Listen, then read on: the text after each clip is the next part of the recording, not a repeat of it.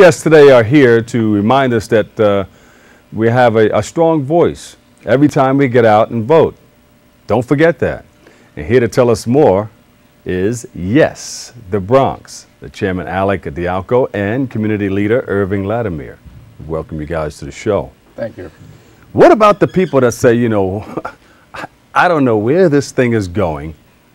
Why do I have to get out and vote? Why should my vote count? Well, as you probably recognize, there may be a small vote, but every vote counts. And we want every vote to count tomorrow and from now on into November for the president. But this is a good start, and we recognize the importance of it, and I hope that everybody who is able to hear us will recognize it as well. Also, that vote counts because if it's a tight race, 1 or 2 or 5 or 10 or 1,000 votes may matter. That's right. It's how we change things. And if we don't get out and vote, then the politicians, the elected officials, take the voters for granted. And the rights that we've earned over the last 250 years dissipate. Yeah. So people need to realize what? I think that people have to know that they can make the difference between now, tomorrow, and the future. And the difference may come about by voting for the right people. And I want to say something about them. We are very fortunate here in having a number of outstanding candidates. No matter who wins, you, the voters, will win if you get out to vote. And I think that's the message I'd like to have everybody understand. What congressional districts are voting? Are we voting for? The 16th and the 13th congressional districts. Right. And the Republicans have a primary as well for the Senate. So Republicans everywhere can vote. Yeah. And Democrats in the 16th and 13th congressional districts. And people know where to go to vote. I mean, are there any changes to the voting machines or anything that people have to do differently than they did the last time they voted? Well, I think your program was going to try and educate the voters on that. We didn't come in here for that. Last time there were some glitches. I hope this time there aren't too many. Yeah. Right. And as people will go back to the same place they voted before. Yeah. Okay. Yeah. Even though this is a new election, they go back to the same place. What about the people voting for the first time? What do they do? How do they get more information on it? Well, people voting for the first time are going to be out of luck. People need to register to vote. Yeah. And so if you're not registered, showing up tomorrow. Yeah, I mean, if they're registered, you know, what's the, because a lot of people don't know the procedure, you know. Yeah. They know that they have to register in order to vote, and maybe, or somebody told them that.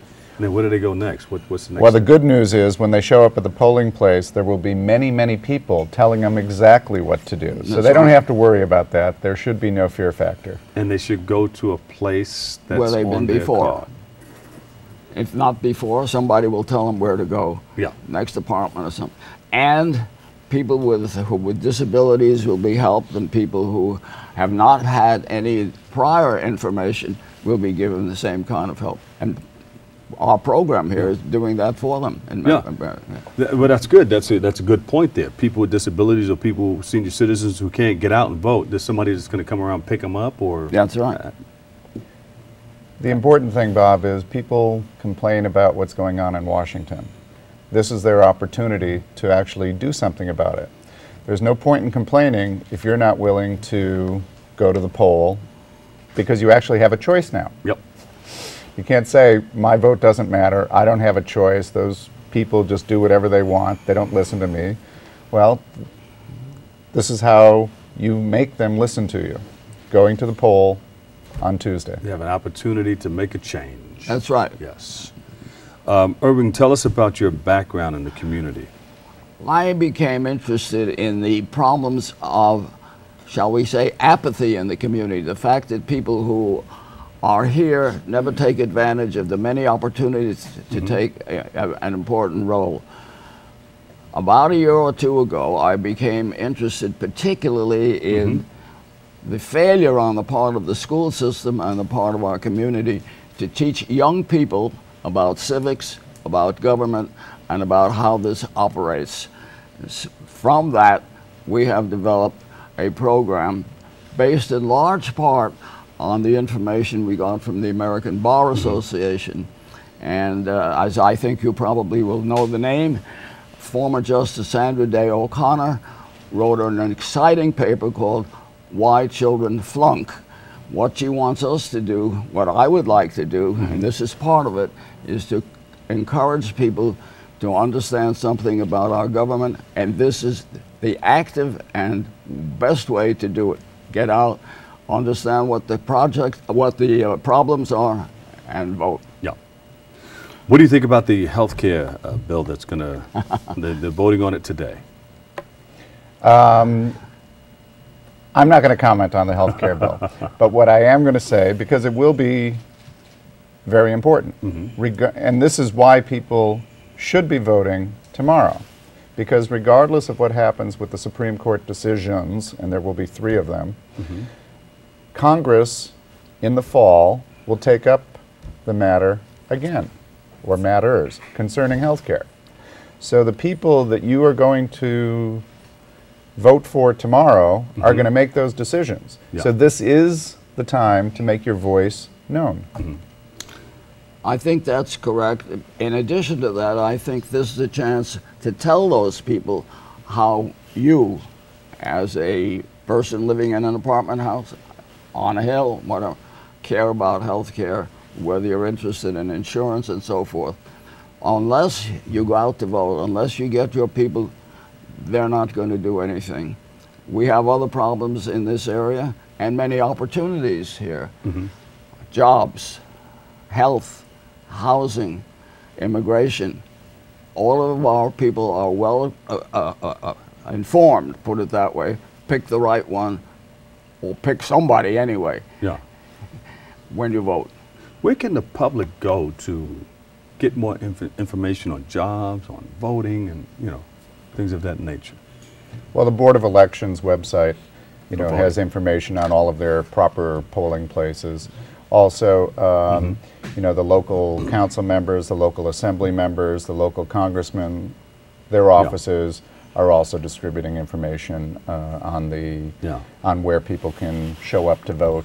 Beautiful. Or get a voter registration card for November. Is it too late to get a voter registration card for November? For November, no. No. They've got plenty of time. So for this primary, For this too primary, This is it's the too late. primary. Yeah. But that's another reason why people need to actually register to vote.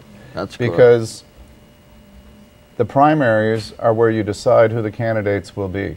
Yeah. And this is how the parties determined, how they're going to respond to the voters.